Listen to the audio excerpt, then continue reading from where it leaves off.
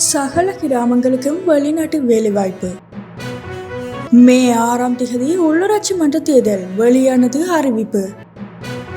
தேநீரின் விலையில் ஏற்படவுள்ள மாற்றம். கோக்குவில் பகுதியில் பெருமளவான போதை மாத்திரைகளுடன் இளைஞன் கைது.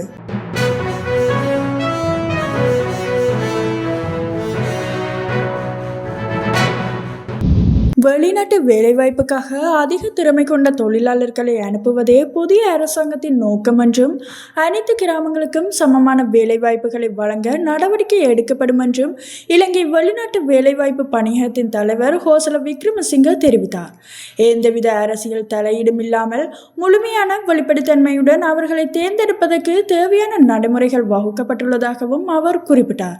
நேற்று பணியகத்தில் இடம்பெற்ற நிகழ்வொன்றில் உரையாற்றிய அவர், இந்த ஆண்டு வெளிநாட்டு வேலைவாய்ப்புக்காக 3,44,000 தொழிலாளர்களை வெளிநாடுகளுக்கு அனுப்ப எதிர்பார்ப்பதாகவும் அவர் தெரிவித்தார்.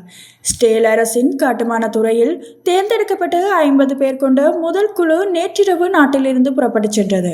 கடந்த ஆண்டு நவம்பரில் நடைபெற்ற நடைமுறை பரீட்சைகளின் ஊடாக தேர்ந்தெடுக்கப்பட்ட இந்த குழு இந்த வருடம் ஜனவரியில் ஸ்டேலுக்கான வெளிநாட்டு தொழிலாளர்களை ஆட்சேர்ப்பு செய்வதற்கான குழுக்கள் சீட்டிழுப்பு மூலம் தேர்ந்தெடுக்கப்பட்டதாக வெளிநாட்டு வேலைவாய்ப்பு பணியகம் வெளியிட்டுள்ள அறிக்கையில் தெரிவித்துள்ளது.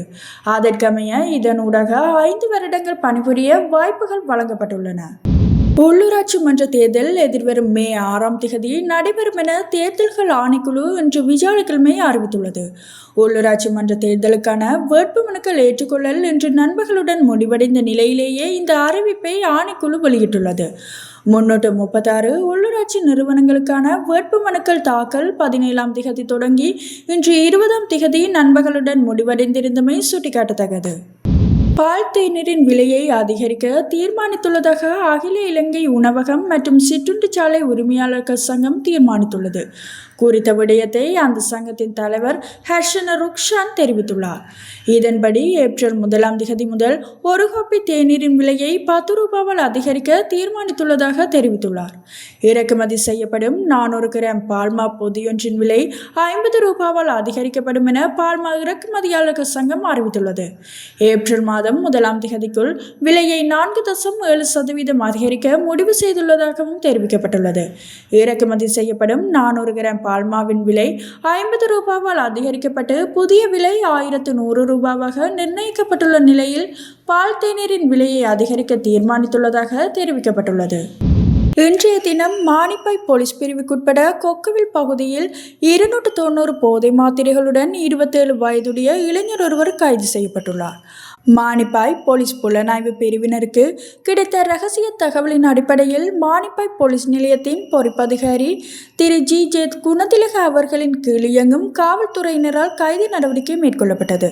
கைது செய்யப்பட்ட சந்தேக நபர் போலீஸ் நிலையத்தில் தடுத்து வைக்கப்பட்டு விசாரணைகள் முன்னெடுக்கப்பட்டு வருகின்றன. விசாரணைகளின் பின்னர் அவரை மல்லாகம் நீதிமன்றத்தில் முற்படுத்துவதற்கான நடவடிக்கைகள் மேற்கொண்டு வருகின்றனர். யாழ்ப்பாண மாவட்ட நாடாளுமன்ற உறுப்பினர் ராமநாதன் அர்ச்சுனா எம்பியிடம் 500 மில்லியன் ரூபாய் இழப்பீடு வழங்க கோரி வழக்கறிஞர்கள் மூலம் நோட்டீஸ் அனுப்பப்பட்டுள்ளதாக தகவல்கள் தெரிவிக்கின்றன.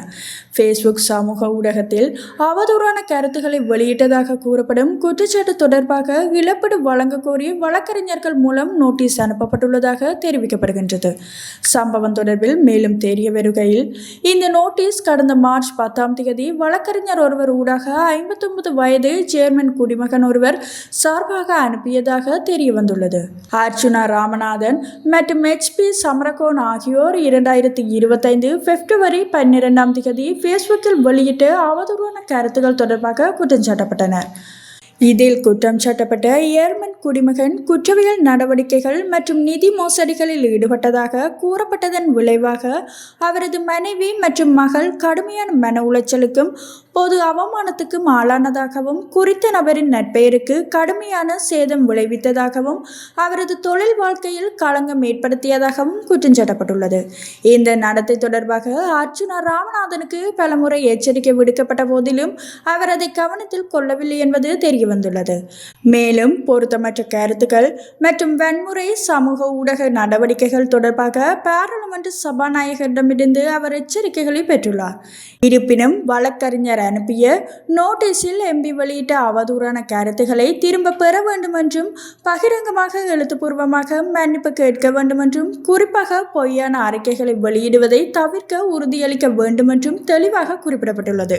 மேலும் 14 நாட்களுக்குள் கோரிக்கைகளை நிறைவேற்ற தவறினால் அவதூறு வழக்குகள் தாக்கல் செய்யப்படும் என அந்த நோட்டீஸில் மேலும் குறிப்பிடப்பட்டுள்ளதாகவும் அந்த தகவல்கள் கூறுகின்றன.